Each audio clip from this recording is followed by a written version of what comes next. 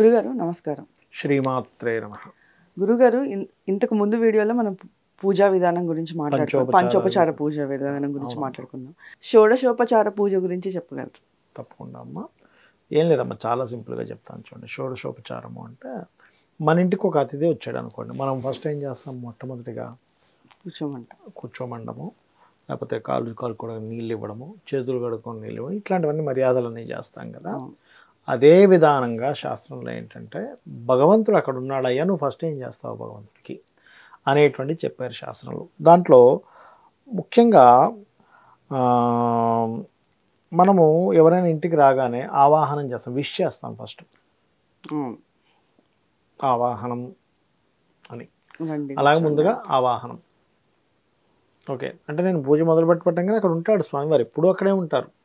కాకపోతే ఆవాహనం ముందుగా చేయాలి. ఆవాహనం దాని తర్వాత చేసేటువంటిది ఏంటంటే ఆసనం. వచ్చిన వ్యక్తికి మనం కుర్చీ వేస్తాం కదా. అంటే ఏంటి, మీరు ఒక గెస్ట్కి ఎలాగైతే చేస్తారనేది మీరు ఇమాజినేషన్లో పెట్టుకోండి. లోపలికి రాండి సార్ అన్నాము, కుర్చీ వేసాం. అంటే ఈ ప్యాటర్న్ మీరు కనుక పెట్టుకుంటే గుర్తుండిపోతుంది బాగా. దాని తర్వాత పాడ్యం. పాడ్యం అంటే ఏంటి? నీళ్ళు ఇస్తాం. సార్ నీళ్ళు తాగండి సార్ అంటాం, అంతేగాని డైరెక్ట్ బిర్యానీ తీసుకొచ్చి ముందుకు పెట్టాం, అంతే కదా. అబ్బా ఫస్ట్ నీళ్ళు ఇవ్వండి, నేను బయటికి వెళ్ళి వచ్చానంటాం. అంటే ఏమిటి, మీరు అలా ఎప్పుడైతే చేస్తున్నారో కంప్లీట్గా మీ సబ్కాన్షియస్ మైండ్ అక్కడ భగవంతుడు ఉన్నాడనే విషయాన్ని మీకు ఇంకా బాగా చెప్తుంది. ఎప్పుడైతే మీ మైండ్ కనుక భగవంతుడు ఉన్నాడు, భగవంతుడికి నేను ఆవాహనం చేశాను, లోపలికి పిలిచాను, ఆసనం వేశాను, నీళ్ళు ఇచ్చాను అని ఎప్పుడైతే అనుకుంటుంటామో, మీకు ఆ ప్యాటర్న్ ఎప్పుడైతే మీ మైండ్లో కనెక్ట్ అవుతుందో, ఓకే నేను ఇవాళ భగవంతుడికి పూజ చేశాను, భగవంతుడికి నేను స్వయంగా పూజ చేశాను ఎప్పుడైతే అనిపిస్తుందో, మీరు చేసే ప్రతి పనిలో భగవంతుడు నాకున్నాడు, నాకు ఒకవేళ ఏదైనా అనుకున్నాను దక్కలేదంటే భగవంతుడు నాకు వద్దని అన్నాడు, వచ్చిందా భగవంతుడు నాకు ఇచ్చాడనే దాంతో వెళ్ళిపోతుంటారు. అప్పుడు ఏంటంటే కలగలేదనే బాధ కానీ కలిగిందనేటువంటి ఆనందం కానీ ఉండదు. అంటే ఆనందం ఉంటుంది కానీ కలగకపోయినా బాధ ఉండదు మొట్టమొదటిగా. అలాగే ఆర్జ్యం అంటే నీళ్లు తాగడానికి నీళ్ళు ఇవ్వడం. పాడ్యమేమో చేతులు కడుక్కోవడానికి, తర్వాత చేతులు పాదాలు కడుక్కోవడానికి పాద్యం అంటే. అదేవిధంగా దాని తర్వాత ఆచమనం చేసుకోవడము. దాని తర్వాత స్నానం. కొంతమంది చూడండి ఇంటికి వచ్చాక ఏమైనా స్నానం చేస్తారని కూడా అడుగుతాను, ఏదైనా ఊరు నుంచి వస్తే కనుక. అలా అని స్నానం అంటే ఏమిటి, ఇట్స్ లిటరల్గా మనం ఆ వ్యక్తిని గౌరవిస్తున్నాం.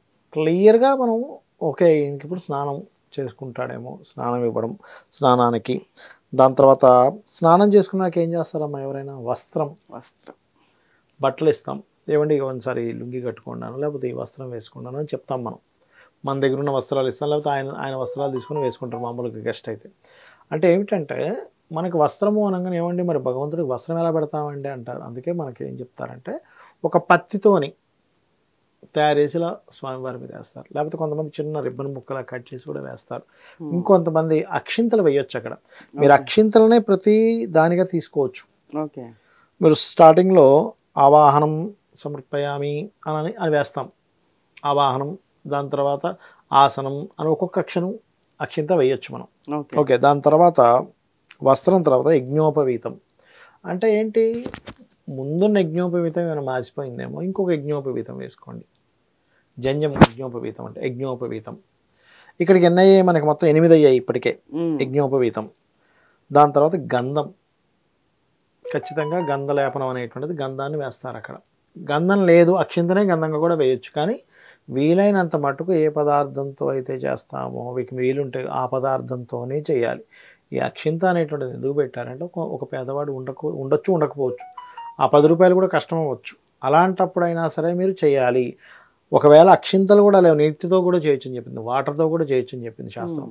అలా చేసిన దానివల్ల ఏంటనేది మీకు నెక్స్ట్ ఎపిసోడ్లో నేను మీకు ఇంకో దానిలో నేను మీకు వివరిస్తాను. అదేవిధంగా పుష్పం. మనం పంచోపచారాల్లో కూడా చెప్పుకున్నాం, పుష్పం వల్ల ఎటువంటి ఫలితం వస్తుంది అనేటువంటిది.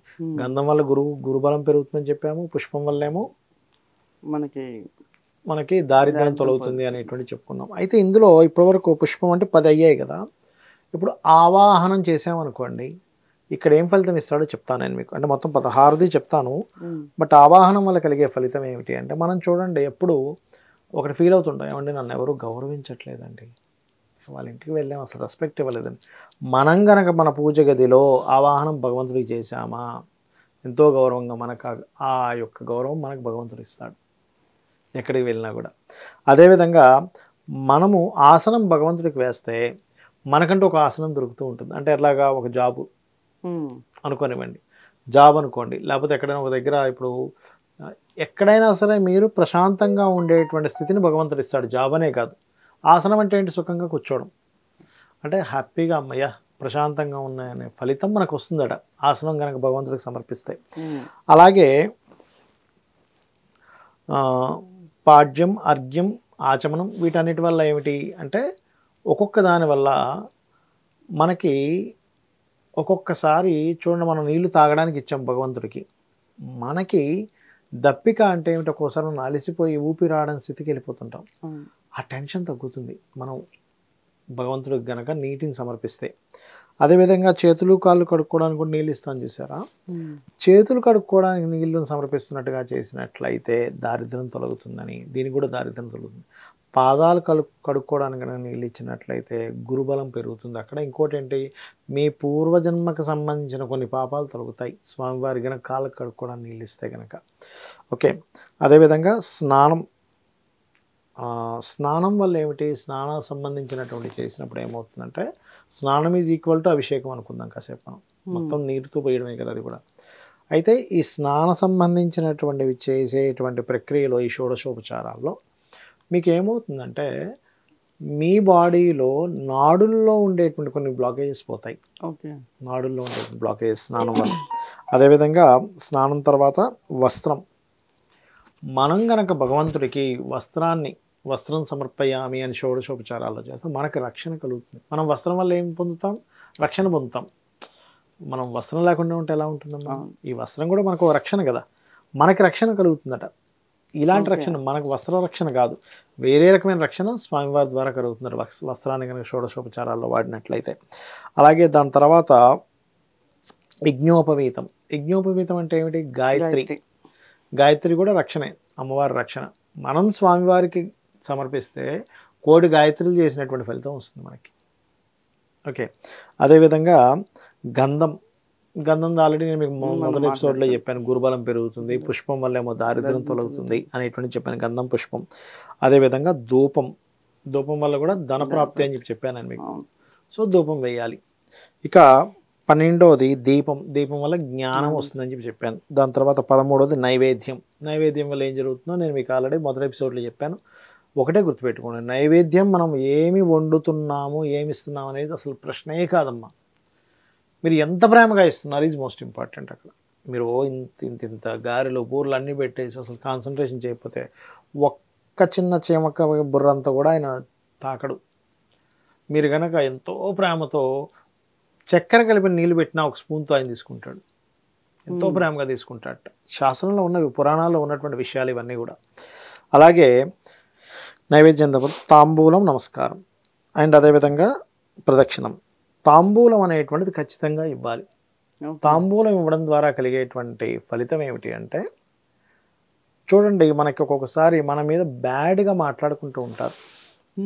మనకి లలితా సహస్రనామాల్లో కూడా ఒక నామం ఉంటుంది, కర్పూర వీటికామోద సమాకర్ష దిగంతర అనేటువంటి నామం ఉంటుంది. అమ్మవారట నోట్లో తాంబూల చరవణం చేసుకుంటూ ఉండేటువంటి నామాన్ని కనుక చేసుకుంటే, అంటే ఓం కర్పూర వీటికామోద సమాకర్ష దిగంతరాయై నమః అనేటువంటిది కానీ చేసుకుంటే మనం ఏం మాట్లాడినా అవతల వాళ్ళకి బ్యాడ్గా అనిపించదు. అరే మంచిగా చెప్తున్నాడు అనిపించదు. మనకు ఒక్కోసారి ఎలా ఉంటుంది, మనం మంచిగా చెప్తాం అక్కడ, కానీ అవతల వాళ్ళు ఈయన మన మీద తప్పు పట్టడానికి చెప్తున్నాడు అలా ఫీల్ అవుతారు. అలా కాకుండా అరే ఈయన మన మంచి కోసమే చెప్తున్నాడు, మనం పట్ల జనులకు ఆకర్షణ ఉంటుందట. ఆ తాంబూలం వల్ల కూడా మనకి ఒకటి ఉదర సంబంధించిన జబ్బులు రావు స్వామివారికి తాంబూలం నైవేద్యంగా పెట్టినప్పుడు. రెండవది ఆకర్షణ పెరుగుతుంది. అలాగే ధన సంబంధించినటువంటి దోషాలు పోతాయి, అప్పులు పోతాయమ్మ తాంబూలం గనక స్వామివారికి పెడితే. అమ్మవారికి పెట్టినా స్వామివారికి మీరు తాంబూలాన్ని అక్కడ సమర్పించినా కూడా అప్పులు పోతాయి. అదేవిధంగా నమస్కారం ఎలాగో చేసుకుంటాం, పూజ చేసాం, నమస్కారము, ప్రదక్షిణము, ఆత్మ ప్రదక్షిణం ఇంట్లో చేస్తాం. ఈ 16 చేయాలి. ప్రదక్షిణం వల్ల ఏమిటి, అన్ని దిక్కుల్లో ఉన్నటువంటి దిగ్దేవతను మనం రక్షిస్తారు, గుర్తుపెట్టుకోండి. అంతే ప్రదక్షిణ చేసేటప్పుడు చేతులు ఇలా పెట్టి ప్రదక్షిణం చేయాలి. ఇలా మామూలు ఇలా తిరిగేస్తారు, అది కాదు. ఇలా పెట్టుకొని చుట్టూ 3 ప్రదక్షిణాలు చేసినప్పుడు ఏమవుతుందంటే సకల అష్టదిక్పాలకులు, దిగ్దేవతలు, చుట్టూ నవగ్రహాలు ఉంటాయి. ఈశాన్యంలో గురువు కేతువు, తూర్పులో సూర్యభగవానుడు, ఆగ్నేయంలో అగ్నిదేవుడు, మనకి అదేవిధంగా శుక్రుడు ఉంటాడు ఆగ్నేయంలో, దక్షిణంలో కుజుడు, యముడు ఉంటారు, కుజుడు యముడు ఉంటారు, నైరుతిలో నిరుతుడు అండ్ రాహువు, పడమరకి వరుణుడు శని, వాయువ్యానికి వాయుదేవుడు చంద్రుడు, ఉత్తరానికి కుబేరుడు మరియు బుధుడు, ఈశాన్యానికి ఈశానుడు, మరి ఇందాక నేను చెప్పినట్టుగా గురుకేతువులు. అంటే ఏమిటి, మనం ప్రదక్షిణం చేసినప్పుడు భగవంతుడితో పాటు ఈ అష్టదిక్పాలకులు నవగ్రహాల యొక్క అనుగ్రహం అనేటువంటిది లభిస్తుంది మనకి అని చెప్పి శాస్త్రం చెప్పింది. శ్రీమాత్రే నమః.